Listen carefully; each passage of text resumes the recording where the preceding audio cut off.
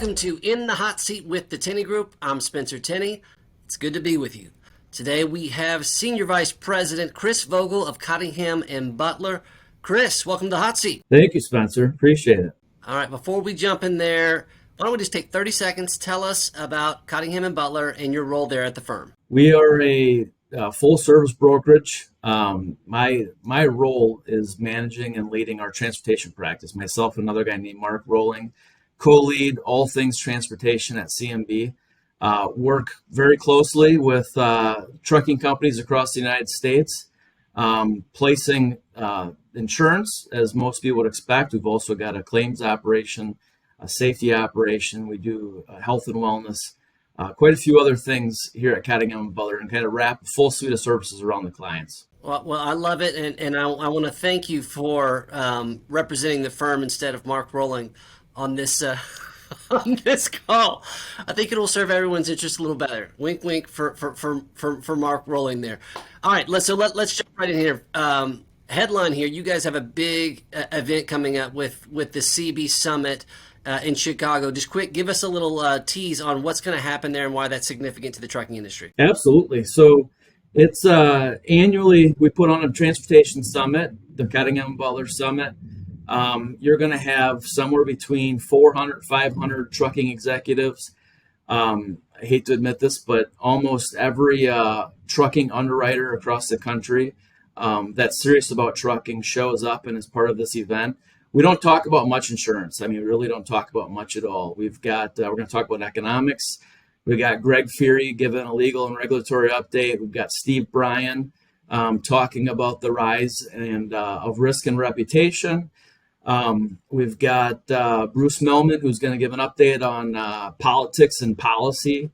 Run down the list. Leah Brown, who is the magnet culture lady who, right now drivers are so near and dear to her heart. They always have been. But she's going to give people a pretty good session. It's a crowd favorite at every place she's done this about basically recruiting, retaining drivers. And then, the overall theme is really the pursuit of excellence. And there's going to be a session by you. You can describe that one, but basically it's the key differentiators between acquisitions, winners, and losers. And then there's a few really interesting and amazing keynotes. I won't let all of the secrets out, but a big one is Leif Babin, who's a Navy SEAL, the author of the book Extreme Ownership. It should be an unbelievable event, really, really great networking event. People get to meet each other, share ideas, be thought partners, and then obviously network with underwriters and the movers and shakers within the industry. So most of our clients that attend this say it's the best, if not one of the best events that they attend each and every year. So it's a big deal for us. And it's extremely popular with the people that have been to previous events and come back every single year. Well, I know that you got a lot of work to do in preparation for that, so let's get right to it here, sir. Very interesting insurance market right now.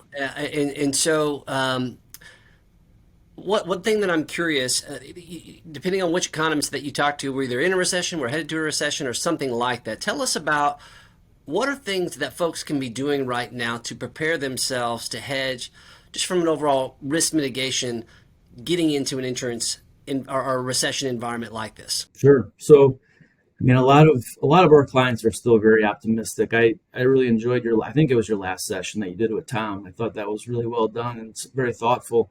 If indeed the recession is coming, and sooner than later, there's a number of things that we can do on our side or on the insurance side to help people manage that and kind of plan for it. And I'll parlay it into what you do.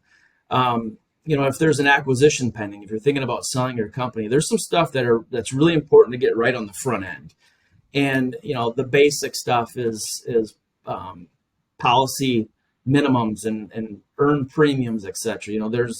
There's a couple different terms that most people don't understand, but you've got minimum premiums and you got minimum earned premiums, right? So a minimum annual premium says, hey, I'm expected to pay $1 million in premium this year. That's what the underwriter wants to get. If the thing runs the full course of the term, it's $1 million. If it only goes for 6 months, it's $500,000. It's pro rata, and that's fairly standard, right? But you get into some other policies, especially umbrellas, and you've got minimum earned premiums, which generally speaking on an umbrella is 100% minimum earned. So if I go out there and say, hey, I'm expected to spend $1 million based on this many trucks, this many miles, this much in payroll, this much in values, whatever it might be, and in 3 months the pandemic hits or a recession hits, and I end up at 50% of that mark, those minimum earned policies are still $1 million. Okay. Or if I sell my company 30 days after I bind my renewal, that's still $1 million that the underwriter is expecting to get.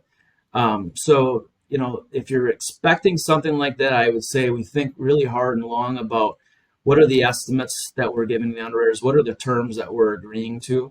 And, in that case, right now, we don't mind flat premiums on umbrellas. We don't mind flat premiums in certain scenarios because most of our fleets have been growing and in mileage and payroll and everything for a really long time. But we're starting to think about, like you said, the other side of this and looking at those estimates and looking at those minimums and saying, hey, let's be really thoughtful about what we're going to do and how we're going to structure this.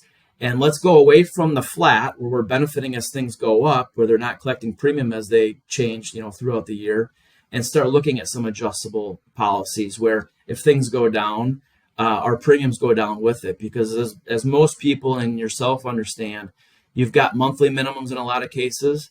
And if we're operating at 50% of what we thought we were going to be operating at, that cash flow doesn't change. They're still collecting those on their monthly payments. And that becomes really problematic. During the pandemic, we had some fuel haulers that literally dropped their revenue and their miles and everything by 75%. People, the fuel haulers basically stopped, slowed down, or very significantly dropped in revenue and miles. And a lot of insurance companies, a lot of our people that were prospects at that time and our customers now, didn't let them up on that. They held their feet to the fire and they were nervous about losing the revenue, losing the premium. And they said, no, we're going to make you continue to pay this. And on the flip side of that, a lot of the companies we partner with and a lot of the deals we negotiate, and you're familiar with our captive programs, those have no minimum. We can adjust those anytime throughout the year.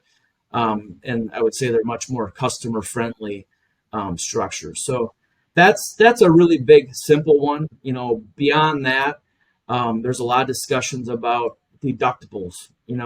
We've had a lot of people that, as some people's rates have gone up, say, hey, I'm going to take on a little bit more, I want to put more skin in the game. I'm confident in the investments we've made from a technology standpoint, a safety standpoint, and I'm willing to take some more of the exposure.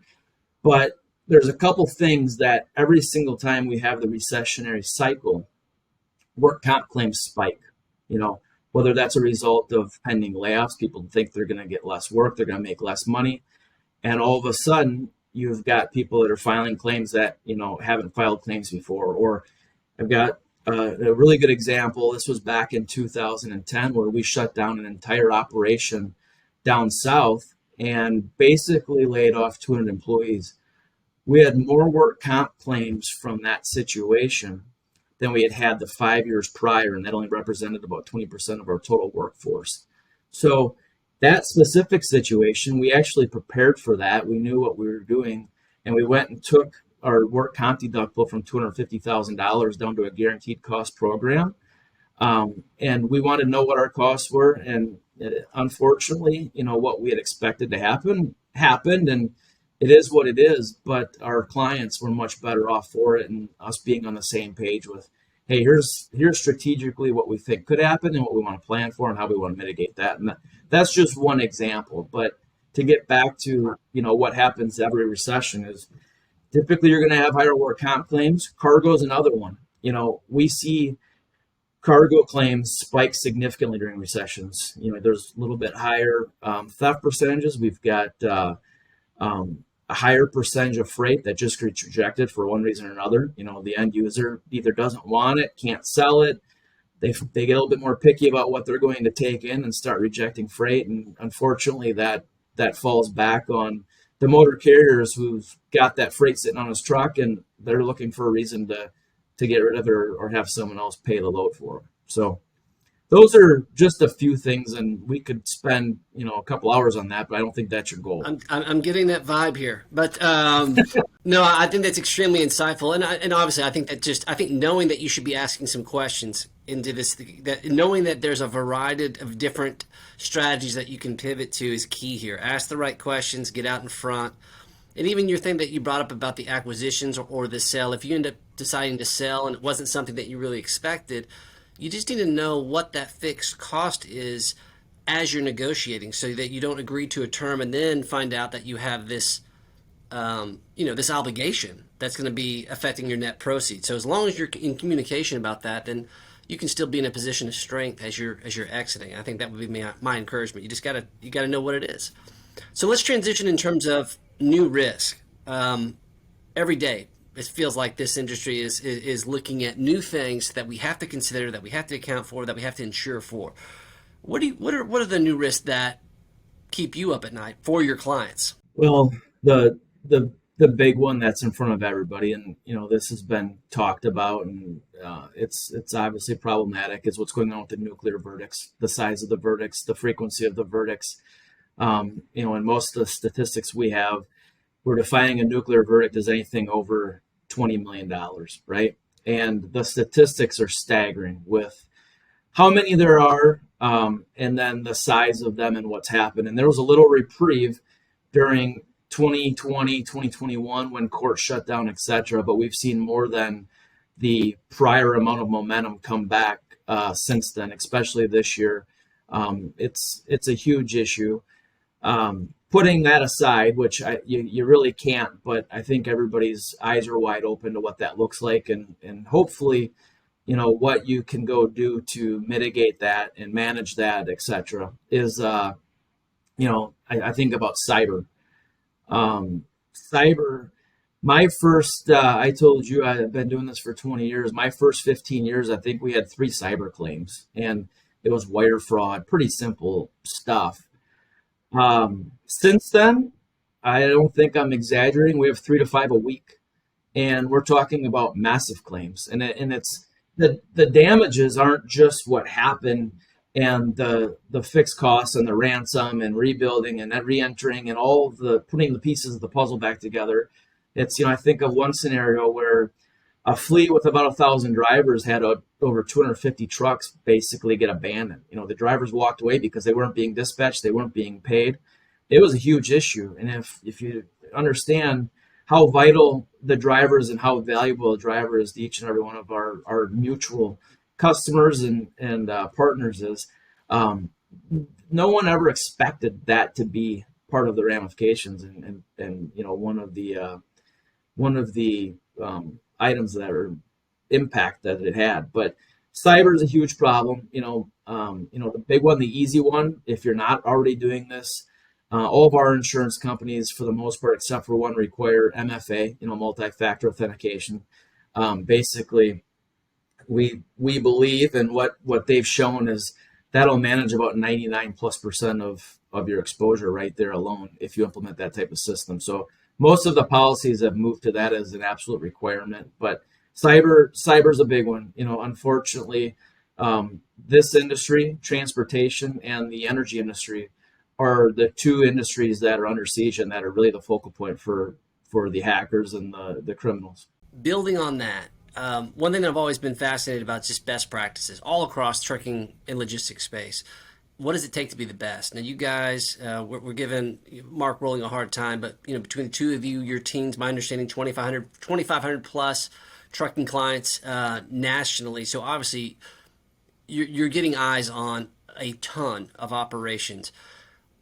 What are the very, very best doing? What are some of the best practices where you're saying, hey, if we don't get any other business, we want to insure this business because it's the very, very best? Like, what are they doing that makes them that type of company that insurance companies are fighting over to insure? Yeah, and I think it's again, that's a huge topic, right? And there's a number of items. I think we place nearly $1 billion of premium now with a B, and the folks that are getting the best results, that are the most sought after, and that have the lowest cost, there's, I would say, a couple things that every one of them has in common, right? They're on the front line, not necessarily the bleeding edge, but the cutting edge from a technology standpoint. The cameras. If I could show you, we've got, I think, 180 or 200 people that do nothing but handle trucking claims all day, every day. And it's really hard to quantify, but the amount of dollars that being able to understand what happened in that claim and how our driver did everything right that he was supposed to be doing. In the old days, you rear end somebody, and it's a giant claim. If there's a rear end accident with a fatality, it was easily $1 million. Today, every week, we have a rear end claim that we're subrogating against and getting our bumper paid for because the car in front of us was the irresponsible party or the party that caused the accident. And drivers have enough challenges. We see drivers get pulled out of the back of squad cars every single day that we're going to be charged for vehicular homicide that really did nothing wrong at all. And once you send that video and share that footage with somebody, it changes the game, it changes the dynamics. And this is just one piece of that and one tool that you can use. The telematics, there's a bunch of great stuff going on with telematics. And back to your previous question of what's new, there's a bunch of new insurance companies entering the market. For a long time, nobody wanted to get into auto liability. And in the last 18 months, there's a lot of people that are coming back to the table and saying, hey, we want to get back into trucking, write some trucking premium. But every single one of them is requiring some sort of, has a technology requirement, telematics, whatever it might be, saying, hey, here's what we're going to do and here's how we're going to do it. But that's one piece of this. The second piece is all hands on deck. The best fleets that are getting the best performance, largely speaking, they're looking at taking on some risk because they believe in what they're doing. They're in captive programs, they're in large deductible programs, and they want to bet on themselves. And that's proven to be really, really fruitful and successful for them. It's been a good bet. But they're fully engaged in safety best practices, right? They're fully engaged in making smart bets, getting everybody involved. There's a lot to the story. We used to talk about putting lipstick on a pig and convincing somebody that it was a puppy 15 years ago. Today there's too much data. You're not convincing anyone, no matter how much lipstick you put on that pig, that it's a puppy. And we want to get our clients, we want to get our prospects in front of underwriters, get that relationship built, make it more than just who's on a piece of paper, and let them make a long-term bet. And we draw up a timeline and say, look, if this fleet has had a radical change in the last 2 years because of this, and this, you got to make sure you're articulating that, because otherwise underwriters are still looking at 5 years of loss runs, 10 years of loss runs, and you've got to be able to show them objectively, like, hey, here's what we did, when we did it, here's how we did it, here's why we did it, and here are the results that we're seeing from it. Underwriters aren't going to bet on the future and take your word for it. They want to see it. You've got to show them, what it looks like and how you've done it. And because some of this technology is just like my, I hate to admit this, but it's just like my Peloton. I got the machine, whether I use it or not, it's a whole different story, right? So again, it's a sad admission right there. But So we have a headline for this hot seat now. Is your data Chris's Peloton? That's I think that's how we're gonna frame this. Well, Well, your tools as effective as my Peloton. so two more questions. One of those being a little bit of a wild card. So tell us about the folks that are in danger right now. Like they're in a bad situation. They're not doing what you just said. And so what is the one thing they have to stop doing right now as a practice if they want to continue being a part of the trucking industry and having a sustainable company? Well, there's a lot of people that are still putting their head in the sand, right? And saying, I'm just going to hide, duck, and expect it to blow over. You look at what everyone's FMCSA results are public, right? And you look at carriers with 2, 3, or 4 alerts. You look at, the problem with driver hiring. You've got people that are making some pretty big bets, taking a lot. I don't know many fleets. We still have a bunch, but I don't know many fleets that have as good or better driver hiring criteria today than they did 5 years ago, right? So all of a sudden you make one exception, you make two exceptions. Now you've got 50 exceptions or 150 exceptions. And it's just a matter of time when something happens. By the way, those folks are hard to defend. Those are the fleets that are in trouble. Those are the fleets that are, I would say, making sacrifices and or putting themselves in jeopardy by not maintaining their discipline, and just expecting that, hey, I'm going to roll the dice because it's just a matter of time before you crap out, and it's a bad place to be, you know. And then I'm going to pivot a little bit back to one of the big topics we're going to talk about at the summit. Is Greg Fury is going to talk about AB5. You know, this is a hot topic right now, but when you say who's in trouble, this is going to have a huge impact on fleets. And if you're an owner-operator fleet that's doing business in California, it doesn't even have to be an owner-operator fleet that's domiciled in California. But if you're an owner-operator business that's doing fleet in California and hasn't figured out a way to navigate this problem and solve those issues, there are some people, again, have their head in the sand saying, hey, I'm just going to ignore this and it's going to go away. And that's just, we now know that's probably not what. I'm so appreciative of all the insights that you've shared with us, Chris. I do have one last wild card question. Now, we were talking about your travel schedule, which is extremely intense, up to October 1st. So let's just kind of vision cast right now. It's October 1st.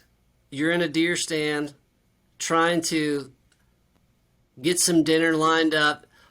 Where is your number one place that you would, anywhere in the country that you would want to be hunting deer once you're through with this intense travel schedule? Well, it's like a good fishing hole, Spencer. You're supposed to keep it secret, but I'm confident. I live a mile down a gravel road, so I think I can share a little bit about this, and I won't get busted. But honestly, it's right out my back door, about 250 yards down a mowed trail that I've got to a stand that sits right in the middle of the honey hole. So there's a camera on this spot. There's a food plot right in front of it.